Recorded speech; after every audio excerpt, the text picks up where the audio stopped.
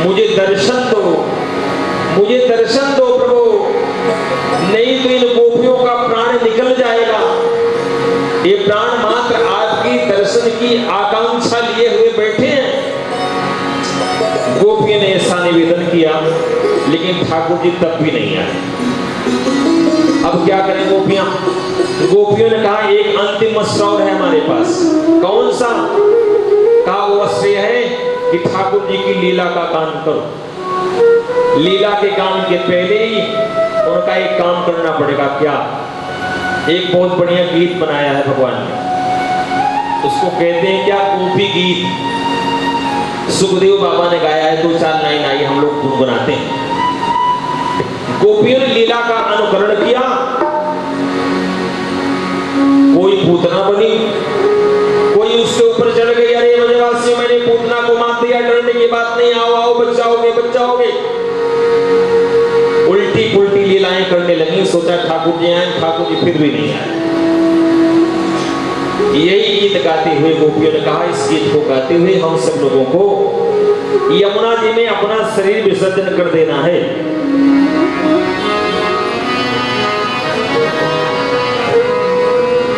बहुत प्यारा गीत है, पर इस गीत को जो कोई गाता है, सुनता है, उसके हृदय का रोग नष्ट हो जाता है, काम रोग खत्म हो जाता है। भगवान की कृपा करुणा उसके ऊपर होती है। जयति ते अधिकम जनमना प्रजः सयति इंदिरा सस्वदति। जयति ते अधिकम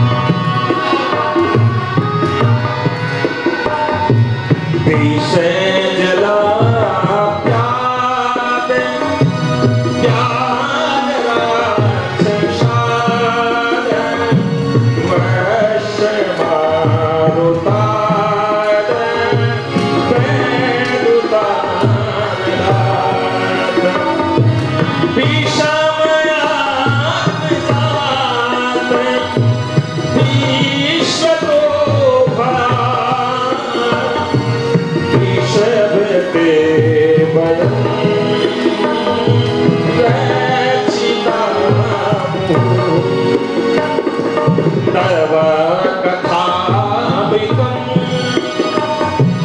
तत्र जीवनम् कविभिरीडितम्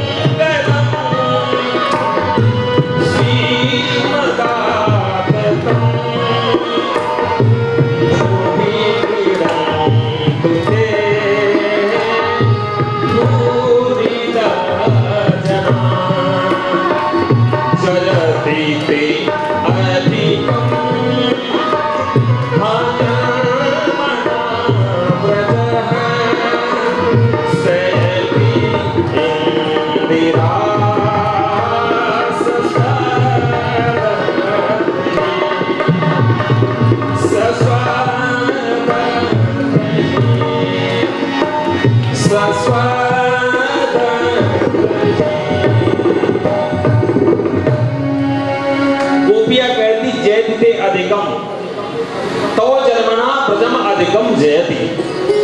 कहा जब से आप ब्रज में जन्म ले लिए हैं तब से स्वर्गलोक की अधिष्ठात्री देवी लक्ष्मी वैकुंठ छोड़ करके ब्रज की वीथियों में घूम रही हैं। लक्ष्मी मैया करे हे गोपाल, इंदिरा ने भी छोड़ दिया है अपने लोग को आपके प्रेम के पीछे। इंदिरा माने लक्ष्मी, और हम सब गोपियां बिना शुल्क की आपकी दासी। मैंने आपका दासत्व स्वीकार किया, और दासत्व स्वीकार हो जाए, गोपियां कहती है संसार छोड़ करके मैंने अगर आपकी शरण ली है तो आपका परम धर्म है कि आप मुझे दर्शन दें, और आप यदि मुझे दर्शन न दें तो संसार छोड़ने का फायदा क्या हुआ?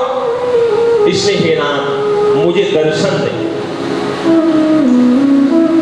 गोपियां कहती हैं चलते आप हैं कंकड़ों में, कंटकों में, लेकिन दर्द हमको होता है। जैसे जब अंदर से कनेक्शन फिट हो जाता है, आपके परिवार में कोई अमंगल होने वाला हो, आपकी आंखें फड़कने लगती हैं, आपको सूचना मिलती है, धड़कन बढ़ जाती है, मन घबराने लगता है।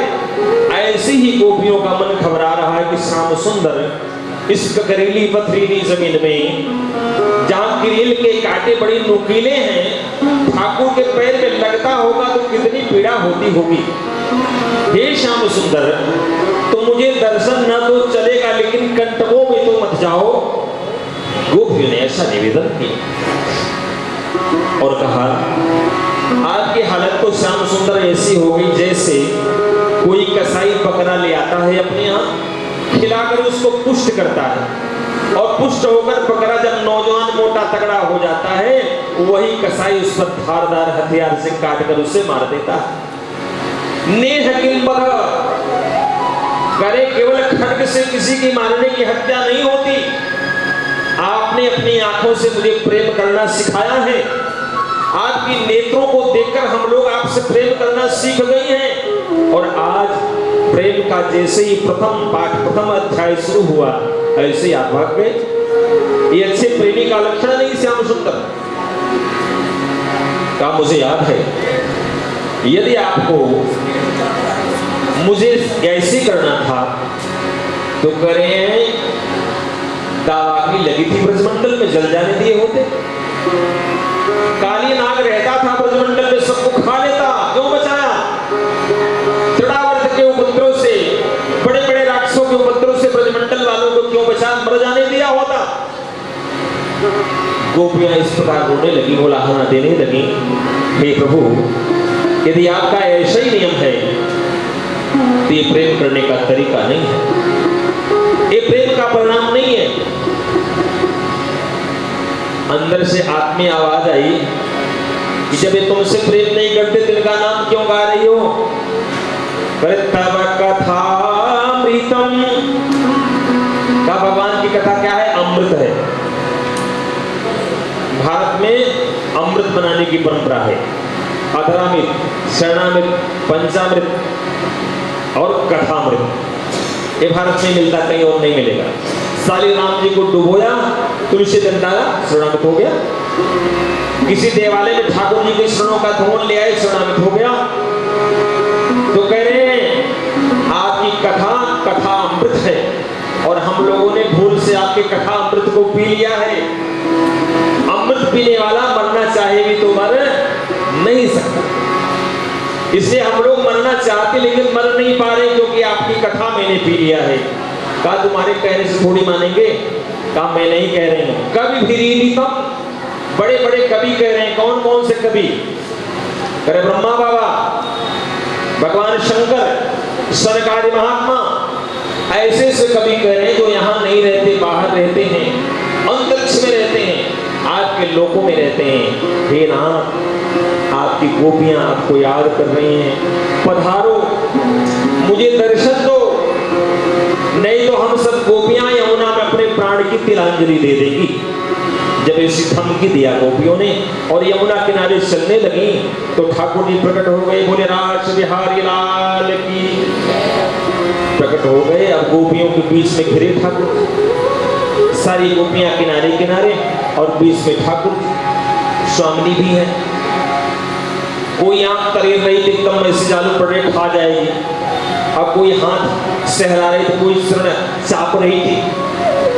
ठाकुर जी ने कहा गोपियों क्या बात हो, क्रोध में देख रहे हो? क्रोध में देख रहे, आपकी पूजा करें क्या? इतना बड़ा विश्वासघात किया आपने, मेरे प्राण निकल गए, प्राण निकलते निकलते बचे, अभी कह रहे हैं आप ऐसे? गोपियों ने कहा कि महाराज संसार में ऐसे प्रेमियों का लक्षण जो दिखता वो आप में है क्या? एक ऐसे प्रेमी होते जो अपनी आत्मा में रमण करते, किसी से प्रेम करना जानते नहीं, अगला आदमी हमसे प्रेम करना मुझे मालूम नहीं। दूसरा,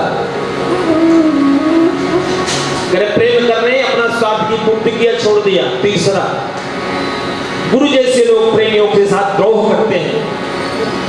और चौथा, आपका काम जो पूर्ण हो गया, किसी से प्रेम करनी नहीं है।